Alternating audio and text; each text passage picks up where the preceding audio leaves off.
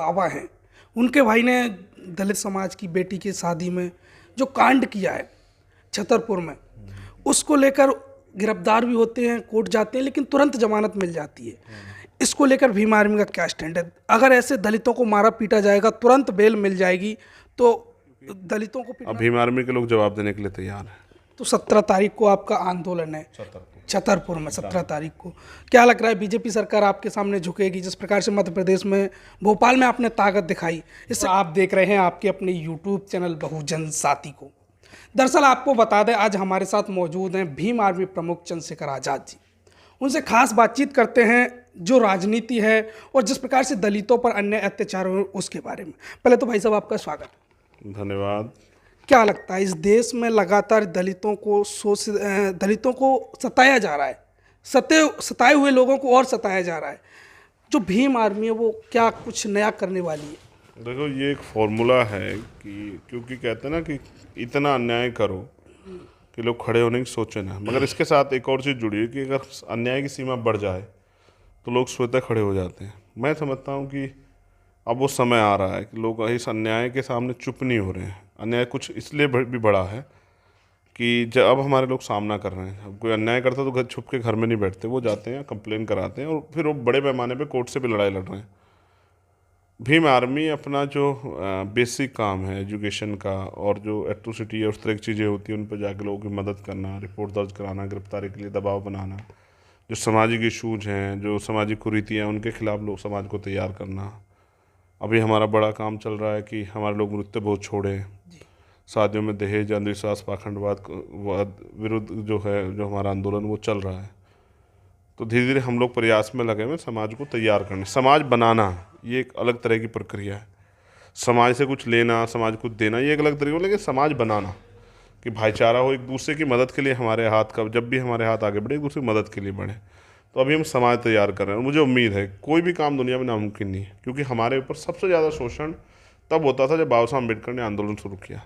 जब वो कमिटमेंट करके संकल्प लेके इतना बड़ा आंदोलन खड़ा कर सकते हैं और इतना बड़ा परिवर्तन कर सकते हैं, तो हम लोग क्यों नहीं कर सकते? हम लोग भी कर सकते हैं। हम उन्हीं की संतान हैं, उन्हीं के विचारों पे चल रहे हैं। बस ज़रूरत है ईमानदारी से संकल्पित होके और समर्पित होके धैर्य रख के आंदोलन चलाने की, और उसमें हम लोग धीरे धीरे निपुण हो रहे हैं। आज हम पे बड़े पैमाने पे लीडरशिप है। मध्य प्रदेश हो, राजस्थान हो, छत्तीसगढ़, उड़ीसा, हिमाचल, उत्तराखंड, पंजाब, हरियाणा, यूपी, दिल्ली, महाराष्ट्र, कर्नाटका, तेलंगाना, आज हम पे सब जगह पे बड़े, बिहार, बड़ी बड़ी ऑर्गेनाइजेशन है, बड़ी बड़ी लीडरशिप है, वो लोग काम कर रहे हैं। धीरे धीरे वो तैयार हो रहे हैं और एक आने वाला समय कुछ ऐसा है कि आप देखना कि बहुत बड़े पैमाने पे इस समाज के सशक्तिकरण के लिए और परिवर्तन के लिए बहुत अच्छे काम होंगे। मैं खुश इस बात से हूँ कि वो नौजवान जो कभी आरएसएस, बजरंग दल, विश्व हिंदू परिषद और तमाम तरह के उन संगठनों में जहाँ जाके वो अपने समाज के खिलाफ काम करते, तो आज समाज वहाँ से निकल के वो भीम आर्मी के माध्यम से इस आंदोलन में जुड़ के और अपने समाज की वास्तविक सच्चाई को समझते हुए अपने समाज के साथ खड़ा हो रहा है। ये एक नई पहल है जो शायद ऐतिहासिक है। और अब बड़े पैमाने पर देखना कि आज भीम आर्मी पाठशालाओं के जरिए छोटे छोटे बच्चे तैयार हो रहे हैं विचारधारा पर आधारित, और वो एजुकेशन को एक्सेप्ट कर रहे हैं। पहले हमें लगता, जब मैं छोटा था, कि पिताजी कहते थे पढ़ाई करो, तो हमें लगता था कि पिताजी यार खेलने को क्यों मना करते थे, पढ़ने के लिए कहते रहते हैं। बाद में समझ आया कि पढ़ाई बहुत ज़रूरी थी। तो आज हम ज़मीनी रूप से इस बात को समझाने में तैयार हो पा रहे हैं कि पढ़ाई कितनी ज़रूरी है। सरकार हमारे बहुत सारे रिसोर्स ख़त्म कर रही है, जैसे एजुकेशन का बजट कम कर रही है, हायर एजुकेशन के स्कॉलरशिप ख़त्म कर रही है, नौकरियाँ ख़त्म कर रही है। हम अपने समाज को इसके अल्टरनेट के रूप में तैयार कर रहे हैं कि वो बिज़नेस को एक्सेप्ट करें, पाठशालाओं में पढ़ें, कंपटीशन की तैयारियाँ करें, बिजनेस को एक्सेप्ट करते हुए अपने खुद के उद्योग धंधे लगाएं। और हम लोग प्रयास करते हैं ना कि छोटे छोटे रोजगार एक दूसरे की मदद से शुरू करें। तो ये बहुत सारे काम हो रहे हैं और मुझे लगता है कि भीम आर्मी बहुत अच्छा काम कर रही है।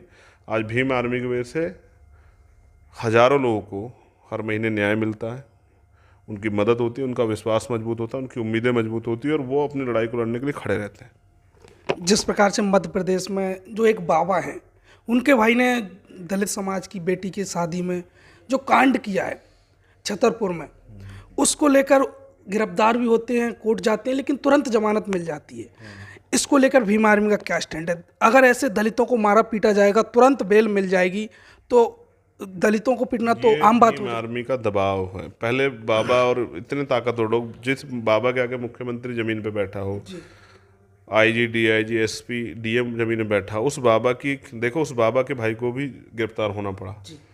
जो इतना ताकतवर हो, सत्ता के दम पे जो है इतनी सब चीज़ें मैनेज कर रहा हो, ये भीम आर्मी की ताकत है। कि 17 तारीख के आंदोलन जैसे घोषणा हुई तो उनको ये एहसास हुआ कि बिल चंद्रशेखर और उनके साथी सब लोग यहाँ आएंगे। वो कप्तान से जो एसपी वहाँ के हैं, एसएसपी, उनसे लीगली बात करेंगे। इसमें धारा 307 बढ़ेगी क्योंकि उन्होंने फायर किया है, मारपीट की है लोग साथ, उन्होंने जो है उसमें दफ़ा 25 बढ़ेगी, अवैध असले का प्रयोग किया है, तो फिर उनमें जमानत कराना मुश्किल हो जाएगा। तो उन्होंने इसलिए पहले ही जमानत करके दे दी कि एक मुकदमे में एक ही बार गिरफ्तारी होती, वो होगी है।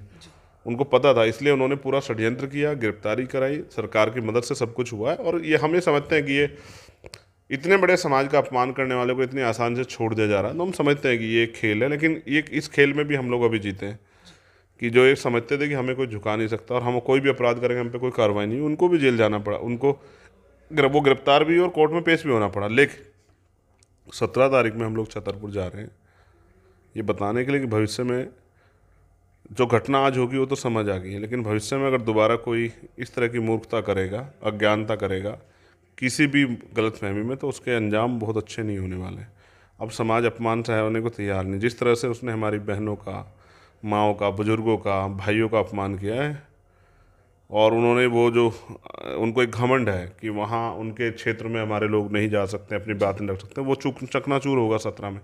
जबकि मैं जानता हूँ कि वहाँ बहुत सारी समस्याएं हैं, अभी फसल कट रही है और भी रोजगार लेकिन फिर भी हमारा समाज तैयार है कि हम वो उस लड़ाई को लड़ेंगे।